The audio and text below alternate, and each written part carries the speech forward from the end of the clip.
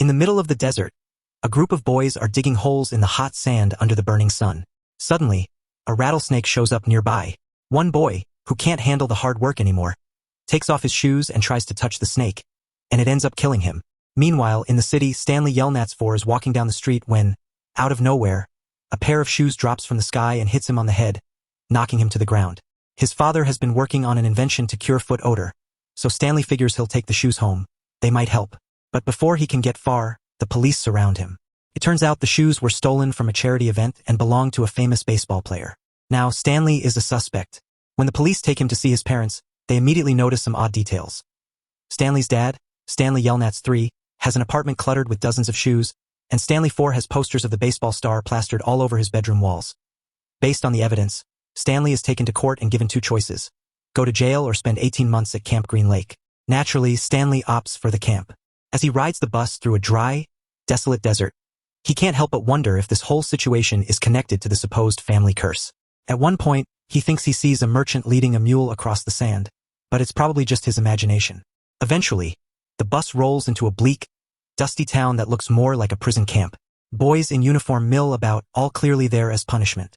Stanley is introduced to Mr. Sir, the warden's stern and sarcastic right-hand man, who laughs at Stanley's name. Stanley explains that Yelnats is just Stanley, spelled backward, and that naming son Stanley has been a family tradition for generations to keep the joke going. Mr. Sir isn't impressed. Instead, he starts laying out the camp's rules and expectations. Camp Green Lake doesn't have any watchtowers or fences. There's no need. It's surrounded by nothing but desert for hundreds of miles, with no water in sight. Escape is nearly impossible, and everyone knows it. Stanley is issued just 2 sets of clothes and a single shovel, the tool he'll be using to dig a hole every day, each one 5 feet deep and 5 feet wide, measured with the shovel itself. The longer it takes him to finish, the longer he's stuck under the scorching sun. And it's not just the heat he has to worry about. Rattlesnakes and deadly yellow-spotted lizards roam the area, and one bite from them can be fatal. Soon after, Stanley meets the camp's counselor, Mr. Pendanski. He gives Stanley a brief tour and emphasizes the most important rule: never bother the warden. Pendanski then instructs the other boys to show Stanley to his sleeping quarters, a rough, cramped room with vomit stains on the mattress from the former occupant who died. Dr. Pendanski insists on using the boys' real names, but the campers themselves only go by the nicknames they've earned during their time at Camp Green Lake.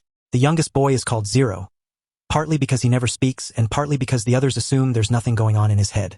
Later, when Stanley asks where he can fill his canteen, he makes the mistake of calling one of the boys by his real name. The boy shoves him, making it clear that here, names don't matter unless they're the ones given by the group. After that tense moment, Stanley heads to dinner. The meal is nothing more than beans, served in different ways. X-Ray snatches some of Stanley's food, saying he deserves it more since Stanley hasn't done any digging yet. Curious of why Stanley is at the camp, the group asks Stanley what he did to end up at Camp Green Lake. He tells them he was arrested for stealing a pair of sneakers that belonged to a famous baseball player. That's when Zero unexpectedly speaks up for the first time, asking, "Did they have little stars on them?" The question stuns everyone. Stanley nods, and the memory of his trial comes rushing back. He remembers the baseball player testifying about how he'd grown up in an orphanage and donated the shoes to a charity to give back to the community. He also accused Stanley of being a fake fan. Later at night, Stanley lies awake, unable to sleep. His thoughts drift to his grandfather's old claim that their family is cursed. That, he says, is why Stanley III can never succeed with his inventions. Even Stanley I had no luck. Though he made a fortune in the stock market, he was eventually killed by the infamous outlaw known as Kissing Kate. She earned her nickname by kissing her victims after killing them, leaving behind a smear of bright lipstick. But with Stanley I, she made an exception. She didn't kiss him. She simply took his treasure chest and left him stranded in the desert. The following morning, the boys are woken while it's still dark to begin their day's work. Each of them is given a tortilla for breakfast and handed a shovel. When Stanley reaches for one, X-Ray shoves him aside and takes it instead. Stanley quickly realizes that X-Ray's shovel is shorter than the others, something he guards closely and refuses to share. At the digging site, Mr. Sir tells Stanley that if he finds anything unusual or interesting while digging, he must report it. If the warden finds it valuable, Stanley will get the rest of the day off. Still, Mr. Sir insists they're not digging for anything specific. It's all just meant to build character. All the boys get to work digging, but when they throw the dirt, it sometimes lands in Stanley's hole. Stanley asks them to be more careful, but they just laugh at him. As Stanley keeps digging, his thoughts drift back to the family curse. He remembers how his ancestor, Ilya Yelnats, once worked on a pig farm and fell in love with the farmer's daughter, Myra. Hoping to win her heart, Ilya sought help from Madame Zeroni, a local fortune teller. She warned him to forget Myra and go to America to follow his destiny. But Ilya didn't listen. He asked the farmer for Myra's hand in marriage, only to lose out to another suitor who offered a much larger pig as a dowry. Ilya went back to Madame Zeroni, who finally took pity on him and agreed to help. She taught him a special trick. He had to carry a small piglet up a mountain each day, let it drink from the stream, and sing to it while it drank. As time passed, the pig would grow bigger and stronger, and so would Ilya. When the pig was large enough to offer as a dowry, Ilya was to bring it to Myra's father. But there was one condition. After delivering the pig, Ilya had to return and carry Madame Zeroni up the mountain, so she could drink from the stream too. If he failed to do that, she warned, a curse would fall on him and all his descendants. Stanley followed Madame Zeroni's instructions for several days, and the pig grew large and healthy. Confident, he brought it to Myra's father. But to his disappointment, the other suitor's pig had grown just as big. Unable to decide, Myra's father left the choice up to her. Myra, however, couldn't make up her mind and suggested a silly guessing game to settle it. Ilya was so disgusted by her shallow behavior that he gave up on marrying her and decided to leave for America, just as Zeroni had originally advised. But in his rush, he forgot to return and carry Madame Zeroni up the mountain. As a result, she placed a curse on Ilya and all his descendants, just as she had warned. Back in the present, Mr. Sir drives by the digging site in his truck so the boys can refill their canteens with water. He mocks Stanley for getting his first blisters. Zero is the first to finish his hole. He's an incredibly fast digger, and the other boys joke that he must be eating the dirt. When Stanley finally finishes his own hole, no one offers to help him out.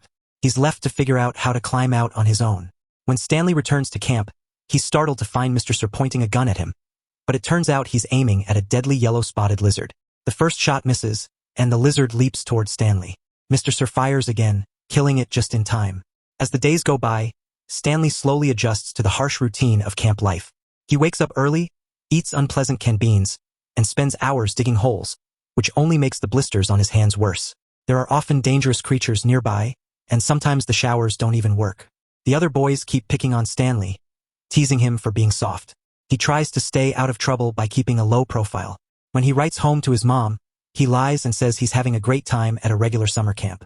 One afternoon, Stanley finds a fossil while digging and brings it to Mr. Pendansky. But the doctor tells him the warden isn't interested in fossils. He also mentions that there used to be a lake in the area, and that the land once belonged to the warden's grandfather. This leads to a flashback showing how the town used to be vibrant and full of life. A local merchant named Sam would arrive with his mule-drawn cart to sell his famous onions, which he claimed could cure any illness and even keep the deadly lizards away. Sam had a quiet crush on the schoolteacher, Catherine, and always brought her a special sack of onions. In return, she would give him a jar of the peaches she had preserved. All the men in town admired Catherine, but they resented the attention she gave to Sam.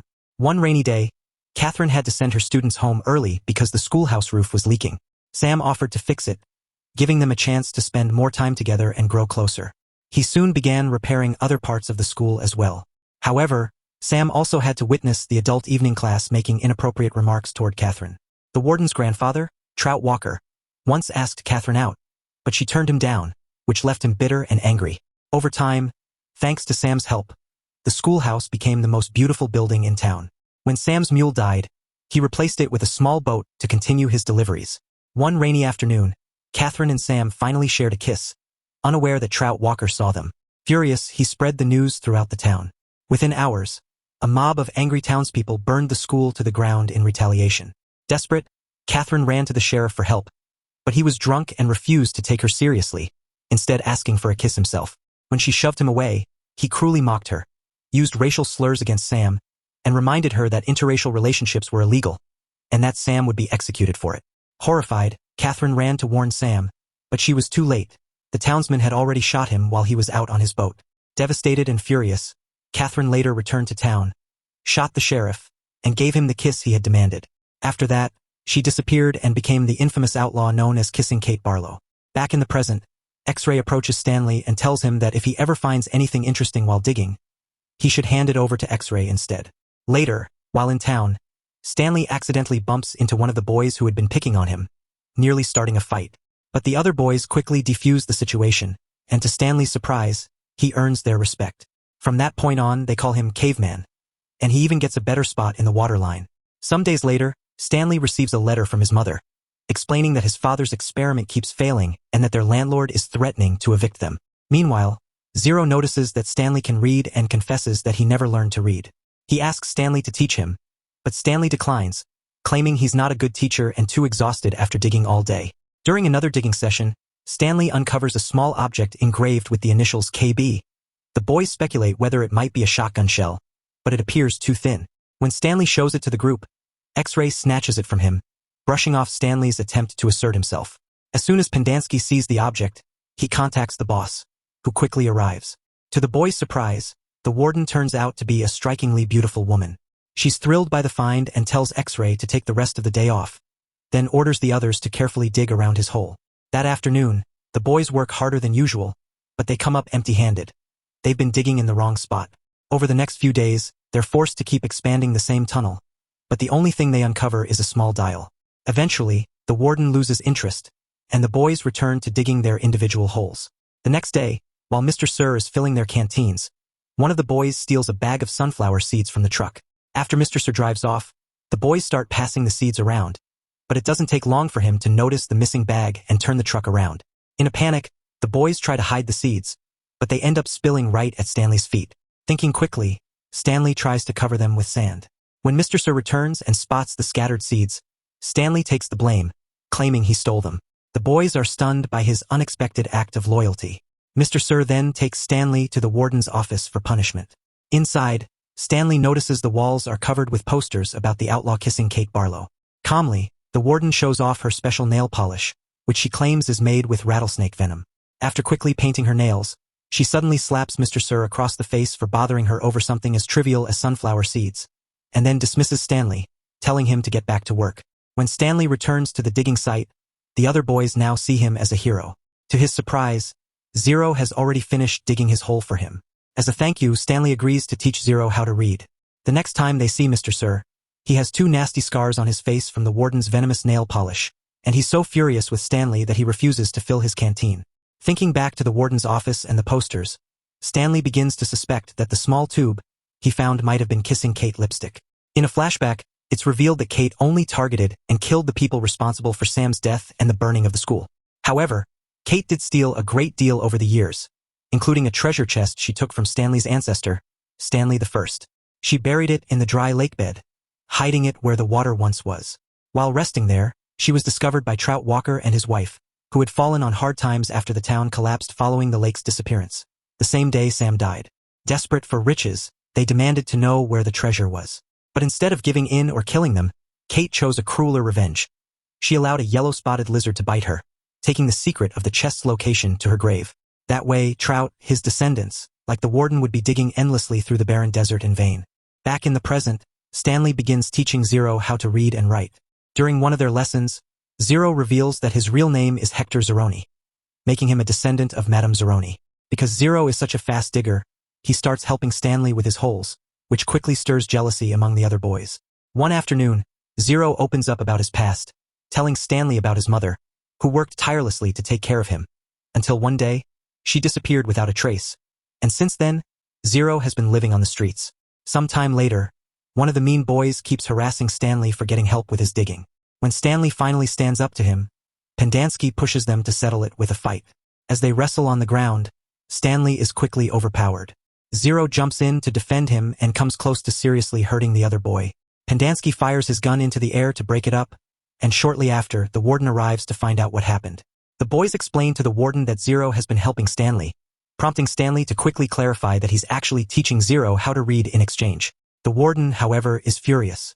Pendanski mocks Zero repeatedly, calling him dumb until Zero finally snaps. He strikes Pendanski with a shovel and takes off into the desert. Mr. Sir wants to chase after him, but the warden stops him, coldly stating that since Zero has no one, they can simply erase his records and act like he was never there. That evening, the boys talk about how Zero won't survive out in the desert. Stanley can't stop worrying. He recalls the old family story about Stanley I, who supposedly survived 16 days in the desert after being robbed by kissing Kate. Legend has it he found shelter at a place called God's Thumb, though no one really knows what or where it is. Stanley I was half-crazed when they finally found him and couldn't explain. The next day, a new kid arrives to take Zero's place, which unsettles Stanley. Determined to take action, he comes up with a plan. When Mr. Sir shows up to fill their canteens, Stanley seizes the moment and steals the water truck. Mr. Sir grabs onto the door, but Stanley tries to shove him off, getting distracted in the process and accidentally driving the truck into a hole. Still determined, Stanley abandons the vehicle and takes off into the desert, with the other boys cheering him on. When the warden hears what happened, she tells Mr. Sir to wait 2 weeks before reporting Stanley missing. By then, there'll be nothing left to find. Meanwhile, under the blistering sun, Stanley keeps walking, ignoring the poisonous lizards scattered around him. Eventually, he stumbles upon Sam's old boat and discovers Zero hiding beneath it, exhausted, but alive. Zero has been surviving by eating the preserved peaches Kate once gave to Sam, which had turned into jam inside the old jars. After Stanley eats some too, he spots a distant mountain shaped like a thumb and realizes it must be the place where his ancestor once survived. The two boys leave the boat and begin the difficult climb up the mountain. It's a tough journey, and at one point Stanley slips and nearly falls, but Zero quickly extends his shovel to pull him back up. In doing so, he injures his hands, and Stanley does his best to wrap them with what little he has. They press on, but Zero soon grows too weak and collapses. Stanley catches him before he can roll down the slope, but Zero is completely worn out and loses consciousness. Refusing to give up, Stanley lifts him onto his back and carries him all the way to the top of the mountain, just like his ancestor once carried the pig. Eventually, Stanley spots a patch of green and discovers a small stream flowing with fresh water, along with wild onions, the same kind Sam once grew. He quickly wakes Zero, and the two eat and drink, slowly regaining their strength. As they rest, Stanley sings a song his family has always known, unaware that it's the very lullaby once sung to the pig, passed down through generations. In that moment, Madame Zeroni's soul is finally at peace, and the family curse is lifted. Back home, Stanley III completes his invention and discovers a successful cure for foot odor by mixing peaches and onions. The family rejoices. The next morning, Zero makes a surprising confession. He was the one who stole the shoes. He explains that he thought they were a donation at the shelter where he was living and took them, unaware they were famous. But when the police started chasing him, he panicked and threw the shoes over a bridge, where they accidentally landed on Stanley. Zero was caught the next day trying to steal a new pair from Payless. Stanley, however, isn't angry. Instead, he sees it as fate and feels grateful that everything happened the way it did. Meanwhile, Stanley's lawyer arrives at the camp to take him home, as it's been officially decided that he's innocent. The warden tries to throw her out, but the lawyer firmly promises to return with backup. Meanwhile, once Stanley and Zero have regained their strength, they head back to the area where Stanley had previously found the lipstick tube. After digging for a while, they're thrilled to uncover the long-lost treasure chest. Just then, the warden and Mr. Sir appear, but before they can act, a swarm of yellow-spotted lizards emerges, crawling all over the boys and the chest, forming a living shield. The warden, unable to get near, decides to wait for the lizards to do the killing. As they wait, she recounts a bitter memory of her grandfather forcing her to dig holes, even on Christmas. By morning, the lizards still haven't moved or harmed the boys. Suddenly, the tense silence is broken by the arrival of Stanley's lawyer, this time with police officers. The warden quickly fabricates a story, claiming the boys stole the chest from her office and ran off with it. But Zero calmly points out the name engraved on the chest, Stanley Yelnats, proving it rightfully belongs to him. Back in town, the lawyer loads the chest into her car and announces they're leaving. However, Stanley refuses to go without Zero. When the lawyer requests Zero's file, it turns out to be missing. A police officer makes a call for further investigation and soon discovers that Mr. Sir is actually a wanted criminal, and Pendansky isn't a real doctor. As a result, both men, along with the warden, are arrested. At that moment, it rains for the first time in decades, and the boys rush outside to celebrate. A few days later, Stanley and Zero open the chest with Stanley's family and discover it's filled with treasure, including valuable shares in AT&T. Stanley insists on sharing the treasure with Zero, and the family agrees. One of the first things Zero does with his share is hire private investigators to find his mother, leading to an emotional and long-awaited reunion. Eventually, the camp is shut down, and the boys are sent to real counselors. Stanley's and Zero's families move into the same upscale neighborhood, where they become close neighbors. Their old friends from camp visit often. Meanwhile, Stanley's invention becomes a major success, and the famous baseball player stars in the commercials, proof that everything was connected from the very beginning. If you did enjoy our recap, do give us a thumbs up and share. See you on the next one.